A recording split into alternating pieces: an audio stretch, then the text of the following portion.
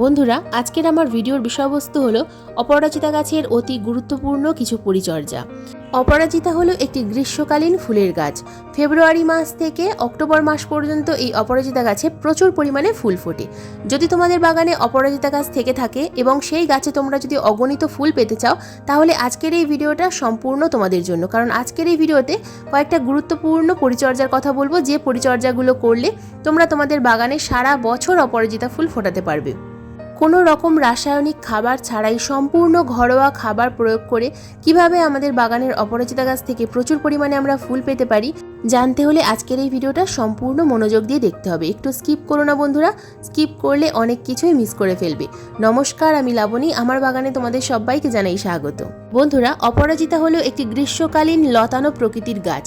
আজকের এই ভিডিওতে বলবো কিভাবে আমরা আমাদের অপরাজিতা গাছকে ঝোপালো তৈরি করব, ঝোপালো অবস্থায় কিভাবে গাছ থেকে প্রচুর পরিমাণে ফুল পেতে পারবো। তাছাড়া এই ফেব্রুয়ারি মাসের পরিচর্যা যদি তোমরা ঠিকঠাকভাবে করতে পারো, তাহলে তোমাদের বাগানের অপরাজিতা গাছের পাতা কখনো হলুদ হয়ে ঝরে পড়বে না, গাছের কুঁড়ি শুকিয়ে যাবে না এবং গাছে প্রচুর পরিমাণে ফুলও ফুটবে। প্রথমেই কয়েকটা টিপসের কথা বলবো, যে টিপসগুলো ফলো করলে তবেই তোমাদের বাগানের অপরাজিতা গাছগুলো থেকে কিন্তু তোমরা প্রচুর পরিমাণে ফুল পেতে পারবে। প্রথমেই আসি টিপস নাম্বার 1। বাগানের অপরাজিতা গাছগুলোকে কিন্তু এই সময় আমাদেরকে এবার ফুল সানলাইটের মধ্যে রাখতে হবে। যদি এতদিন পর্যন্ত তোমাদের গাছগুলো ছায়া জায়গায় থেকে থাকে, তাহলে এবার গাছগুলোকে ফুল সানলাইটের মধ্যে আনার কিন্তু সময় হয়ে গেছে। প্রত্যেকটা অপরাজিতা গাছে যদি তোমরা এখন লক্ষ্য করো, দেখবে যে ছোট ছোট শাখা কিন্তু আসতে শুরু হয়ে গেছে, কারণ এটাই আদর্শ সময় অপরাজিতা গাছের গ্রোথ শুরু হওয়ার। কারণ এতদিন পর্যন্ত অপরাজিতা গাছ ডরমেন্সিতে ছিল, এবার কিন্তু ডরমেন্সি থেকে বেরিয়ে আসার সময় হয়েছে, অর্থাৎ শীত ঘুম থেকে বেরিয়ে আসার সময় হয়েছে। Tips number 2। বন্ধুরা, এবার আমাদের বাগানের অপরাজিতা গাছগুলোকে কিন্তু কাটাই ছাঁটাই করার সময় হয়ে গেছে। জানুয়ারি মাসের 15 তারিখের পর থেকে ফেব্রুয়ারি মাসের শেষ দিন পর্যন্ত কিন্তু এই অপরাজিতা গাছের কাটাই ছাঁটাই করার আদর্শ সময়। তো কাটাই ছাঁটাই করার আগে আমাদেরকে যে কাজটা করতে হবে, অপরাজিতা গাছে এই সময় কিন্তু প্রচুর পরিমাণে বীজ থাকে। যদি তোমাদের বাগানের অপরাজিতা গাছে এরকম বীজ থাকে, তাহলে সেই বীজগুলোকে আগে তুলে ফেলো। বীজ তুলে ফেলার পরে বীজগুলো থেকে কিভাবে চারা তৈরি করতে হবে তা আমি এই ভিডিওতেই তোমাদেরকে কিন্তু দেখিয়ে দেবো। তাছাড়া অপরাজিতা গাছের ডাল থেকে কিভাবে চারা তৈরি করতে হয় সেটাও এই ভিডিওতে দেখিয়ে দেবো। তো বীজটাকে আমরা সংরক্ষণ করে রাখবো। এরপর আমাদের যে কাজটা করতে হবে, কাটাই ছাঁটাইয়ের কাজ। কাটাই ছাঁটাইয়ের কাজ করার একমাত্র কারণ হলো গাছের গ্রোথকে দ্বিগুণ করা। একটা ডাল কাটলে আমরা কিন্তু এখান থেকে আরও 2টো ব্রাঞ্চ পাবো। তো এই কারণেই আমাদেরকে কিন্তু এবারে কাটাই ছাঁটাই কাজটা শেষ করতে হবে। তো দেখছো এখানে কিন্তু ছোট ছোট ডাল আসছে, তো এই ডালগুলোকে আমরা রেখে দেবো এবং সাইড থেকে নতুন যে ব্রাউন কালারের যে ব্রাঞ্চগুলো আছে, এই ব্রাঞ্চগুলোকে আমাদেরকে কিন্তু কেটে ফেলতে হবে। ধারালো কাঁচি বা কাটারের সাহায্যে এই কাজটা আমাদের করতে হবে, কারণ কোনো রকমভাবে যেন গাছের কোনো ক্ষতি না হয়। তো ভালোভাবে তোমরা লক্ষ্য করবে যে যে ব্রাঞ্চগুলো থেকে নতুন নতুন শাখা আসছে, ঠিক তার উপর থেকে এইভাবে কিন্তু আমি সমান করে কেটে দেবো। তো তোমরা তোমাদের গাছ অনুযায়ী প্রত্যেকটা ব্রাঞ্চকে এইভাবে নিজেদের মতো করে কাটবে। এটা কিন্তু কোনো রকমভাবে শেখানো যাবে না, তো নিজেদের মতো করেই এটাকে কাটতে হবে।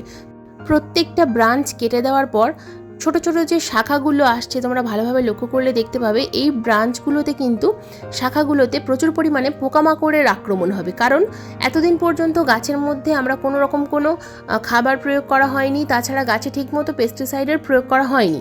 তো যে কারণে এই সময় গাছে প্রচুর পরিমাণে জাপ পোকার আক্রমণ হবে। তাই আমাদেরকে যখনই নতুন কচি কচি পাতা আসবে গাছে, ফাঙ্গিসাইড এবং পেস্টিসাইডের প্রয়োগ অবশ্যই করতে হবে। দেখো এরকম ছোট ছোট জাপ পোকা কিন্তু ডালের মধ্যে আছে। তো যে ডালগুলো আমরা কেটে ফেললাম, সেই ডালগুলোকে দূরে কোথাও ফেলে দিতে হবে, অথবা আগুনে তোমরা পারলে পুড়িয়ে দেবে। তা না হলে এই যে জাপ পোকাগুলো আবার কিন্তু পুনরায় ফিরে আসবে গাছের মধ্যে।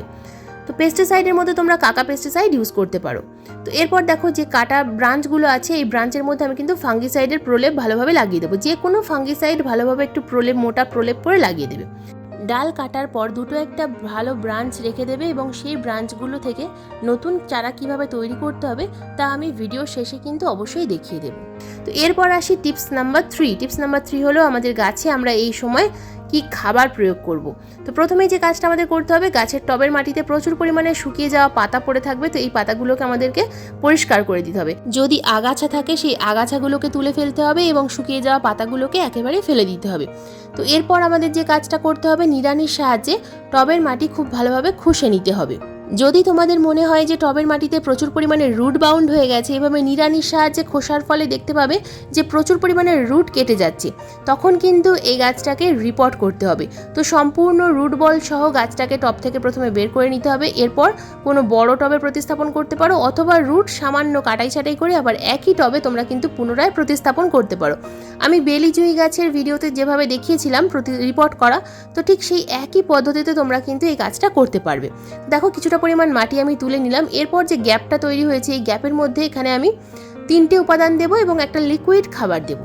তো প্রথমে দেখাচ্ছি, দেখো এখানে দিয়ে দিলাম, আমি প্রথমে হলুদ গুঁড়ো দেবো এবং চা পাতা প্রয়োগ করব। তো এখানে 1 চামচ পরিমাণ দিয়ে দেবো ফ্রেশ চা পাতা। তোমরা এখানে ইউজ করা চা পাতা দিতে পারো, ইউজ করা চা পাতা হলে 1 মুঠো পরিমাণ দিতে হবে। এরপর হলুদ গুঁড়ো দেবো, হলুদ গুঁড়ো দিয়ে দেবো এখানে 1 চামচ পরিমাণ। যেহেতু 10 ইঞ্চি সাইজের টব, সেই কারণে পরিমাণটা একটু বেশি দিলাম। ছোটো সাইজের টব হলে 1/2 চামচ হলুদ গুঁড়ো এবং 1/2 চামচ পরিমাণ ফ্রেশ চা পাতা দিতে হবে। তো এই দুটো উপাদান মিশিয়ে দেওয়ার পর টবের মাটিটা ভালোভাবে আমি উপর থেকে দেখো নামিয়ে দিলাম এবং ভালোভাবে চাপা দিয়ে দেবো। এরপর যে কাজটা আমাদের করতে হবে, সামান্য পরিমাণ কম্পোস্ট এখানে প্রয়োগ করতে হবে। তো এখানে তোমরা গোবর সার ইউজ করতে পারো, তাছাড়া ফার্মি কম্পোস্ট দিতে পারো, পাতা পচা সার, যে কোনো কম্পোস্ট, হাতের কাছে যে কম্পোস্ট আছে সেই কম্পোস্ট এখানে 4 থেকে 5 মুঠো পরিমাণ দিয়ে দেবো। যে গ্যাপটা তৈরি করেছি সেই গ্যাপের মধ্যেই কিন্তু এই ভার্মি কম্পোস্ট বা গোবর সার আমরা প্রয়োগ করব। টবের মাটি যেহেতু বদ্ধ হয়েছিল, অনেক দিন এই গাছে কোনো খাবার প্রয়োগ করা হয়নি, যে কারণে টবের মাটি কিন্তু অনেক সময় ক্ষারীয় হয়ে যায়। তো গাছে ফুল আসতে চায় না, গাছের গ্রোথ ভালো হয় না। সেই কারণে প্রথমে কিন্তু চা পাতাটা আমি দিলাম টবের মাটিকে অ্যাসিডিক করার জন্য। তাছাড়া নাইট্রোজেন রয়েছে চা পাতার মধ্যে এবং কম্পোস্টের মধ্যে।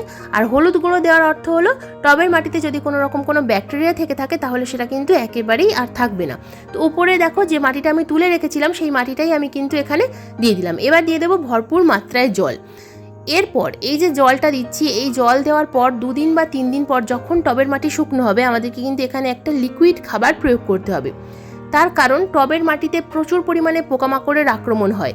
যেহেতু গাছের পাতায় পোকামাকড় থাকে, তো সেই পোকামাকড় কিন্তু টবের মাটিতেও থাকতে পারে। তো আমাদেরকে প্রথমে টবের মাটিতে কোনো রকম কোনো জীবাণু বা পোকামাকড় যেন না থাকে সেই ব্যবস্থাটা করতে হবে। তো এখানে আমি নিয়ে নিয়েছি 1 লিটার জল। 1 লিটার জলের মধ্যে আমি এখানে ভিজিয়ে দেবো 1 চামচ পরিমাণ মেথি দানা। এই মেথি দানা এমন একটা জিনিস, এটা আমাদের গাছের জন্য কিন্তু ভীষণ কার্যকর। এই মেথি দানার মধ্যে যেমন বিভিন্ন ধরনের ম্যাক্রো মাইক্রোনিউট্রিয়েন্টস আছে, ঠিক তেমনই কিন্তু এই মেথি দানা ভেজানো জল টবের মাটিতে প্রয়োগ করলে টবের মাটিতে যদি কোনো রকম কোনো পোকামাকড়ের আক্রমণ থাকে, প্রত্যেকটা পোকামাকড় কিন্তু মারা যায়। তো এই মেথি দানা ভেজানো জল আমরা 24 ঘন্টা ভিজিয়ে রেখে সেই জলটা টবের মাটিতে প্রয়োগ করব। এখানে কিন্তু আমি কোনো রকম সাধারণ জল মেশাবো না। যেহেতু 24 ঘন্টা ভিজিয়ে রেখেছিলাম, তাই খুব বেশি কিন্তু এর মধ্যে মেথি দানার যে নির্যাসটা খুব বেশি আসেনি। তো যতটুকু এসেছে ততটুকু পরিমাণ জল আমি কিন্তু এই মিডিয়াতে প্রয়োগ করছি। কোনো রকম কোনো সাধারণ জল মেশানোর প্রয়োজন নেই। সম্পূর্ণ 1 লিটার লিকুইড আমি এই 10 ইঞ্চি টবের মধ্যে দিয়ে দিলাম। তো এই কাজটা করতে হবে, যেদিন আমরা জল দেবো ঠিক তার 2 দিন পর যখন টবের মিডিয়াটা শুকনো হবে, সেই সময় কিন্তু আমরা এই মেথি দানা ভেজানো জলটা এখানে প্রয়োগ করব। তো এই কাজটা তোমরা এই সময় ফেব্রুয়ারি মাসের শুরুতে অবশ্যই করে ফেলো বন্ধুরা। যত তাড়াতাড়ি এই কাজটা করতে পারবে তত তাড়াতাড়ি কিন্তু তোমাদের বাগানের অপরাজিতা গাছে তোমরা ফুল পাবে। এবার বলবো টিপস নাম্বার 4, এটাই শেষ কাজ। এই সময় আমাদের বাগানের নতুন নতুন অপরাজিতার চারা আমরা কিভাবে তৈরি করব। তোমরা নার্সারি থেকে নতুন অপরাজিতার চারা কিনে আনতে পারো। তাছাড়া যদি বীজ থাকে তাহলে সেই বীজ থেকে কীভাবে চারা তৈরি করবে। বীজ থেকে চারা তৈরি করার জন্য সবথেকে ভালো যে মিডিয়া সেটা হলো কোকোপিট। একটা ট্রান্সপারেন্ট গ্লাসের মধ্যে দেখো আমি কোকোপিট ভরে নিয়েছি এবং এই গ্লাসের নিচে কিন্তু অনেকগুলো হোল করে নিয়েছি। তো 2টো বীজ আমি এখানে দিয়ে দিলাম। দেখো একটু গভীরে আমি দিয়ে দিচ্ছি কোকোপিট, ওপর থেকে কিছুটা পরিমাণ আমি চাপা দিয়ে দিলাম। এরপর দিয়ে দেবো জল, নর্মাল জল, এবং মিডিয়াটাকে আমাদেরকে কিন্তু ভিজে রাখতে হবে এবং প্রতিদিন সকালে 1 ঘন্টার জন্য হলেও এই গ্লাসটাকে আমাকে রোদ্দুরে রাখতে হবে। রোদ্দুরে রাখলে এর বীজ জার্মিনেশন প্রক্রিয়া খুব তাড়াতাড়ি হবে এবং গাছটা তাড়াতাড়ি নতুন চারা গাছ তৈরি হবে। তো খুব বেশি রোদ্দুরে রাখলে মিডিয়াটা তাড়াতাড়ি শুকিয়ে যাবে, তাই খুব সকালবেলা রোদ্দুরে এই গ্লাসটাকে রাখতে হবে। তো এরপর দেখো ডাল থেকে কীভাবে চারা তৈরি করতে পারবো। ডাল থেকে চারা তৈরি করার জন্য আদর্শ মিডিয়া হলো বালি, লাল মোটা দানার বালি একটা ট্রান্সপারেন্ট গ্লাসের মধ্যে ভরে নিয়েছি এবং নিচে অনেকগুলো হোল করে নিয়েছি। তো এরপর আমি এর মধ্যে দিয়ে দেবো জল। প্রথমে বালিটাকে আমি ভিজিয়ে নেব। বালিটাকে ভিজিয়ে নেওয়ার জন্য তোমরা এখানে ফাঙ্গিসাইড মিশ্রিত জল ইউজ করতে পারো, তবে আমার এই বালিটা কিন্তু ধোয়া ছিল, সেই কারণে আমি আর ফাঙ্গিসাইড দিলাম না। তোমরা চাইলে কিন্তু এখানে অবশ্যই ফাঙ্গিসাইড দিতে পারো। এবং এই ডালটাকে দেখো আমি সরাসরি কিন্তু বালির মধ্যে প্রতিস্থাপন করলাম। তোমরা এই ডালের নিচের অংশে রুট হরমোন অথবা অ্যালোভেরা জেল লাগিয়েও প্রতিস্থাপন করতে পারো। আমি সরাসরি দিয়ে দিলাম কারণ এটা খুব সহজেই চারা তৈরি করা যায়। যদি তোমরা কোথাও থেকে ডাল সংগ্রহ করতে পারো তাহলে এই সময় তোমরা অবশ্যই ডালটাকে প্রতিস্থাপন করে দাও এরকম লাল বালির মধ্যে। এই গ্লাসটাকে কিন্তু আমাদেরকে ছায়া জায়গায় রাখতে হবে এবং এর যে বালি, লাল বালি, এই মিডিয়াটা সবসময় হালকা ময়েশ্চার রাখতে হবে। দুটো মিডিয়াকেই হালকা ময়েশ্চার রাখতে হবে এবং ছায়া জায়গায় রাখতে হবে। এই যে ডালটা প্রতিস্থাপন করলাম এটা রোদ্দুরে দেওয়া যাবে না। যখন গাছে নতুন নতুন গ্রোথ আসবে তখন এই গ্লাসটাকে আমাদেরকে রোদ্দুরে রাখতে হবে।